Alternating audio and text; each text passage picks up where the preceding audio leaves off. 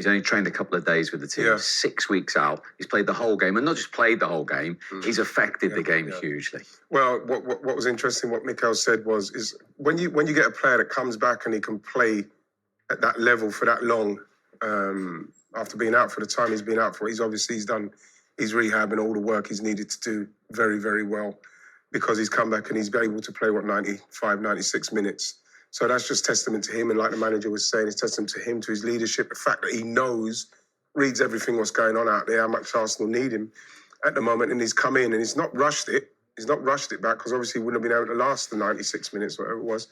And he's come back, and he was one of the main reasons as to why I was a lot more confident at the start of this game. And he proved it. He's such an important cog in Arsenal's wheel, isn't he? Yeah, I mean, he takes up so many great positions that make it difficult for Arsenal to be pressed, because he's always moving in positions. Glenn's talking about there, that little arc, or sort of like floating in, and sometimes he floats outside, makes it very hard to be picked up.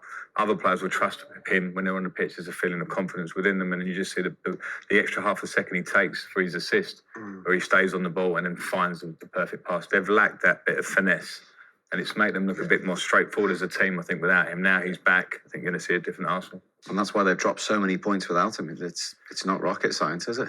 No, listen, every team, as much as we all think it's a team game, and of course it is, there's always going to be a handful of players that are just so important to teams, and they go out the team and it changes virtually everything. Every team has them. You know, it's no surprise. You know, you look at Manchester City and it's Haaland and Rodri. You look at Liverpool, it's Virgil van Dijk. It's Mo Salah. You know, Arsenal is the same, isn't it? Saliba, you know, a huge player, world-class player, Odegaard. There's just certain players that you really don't want to be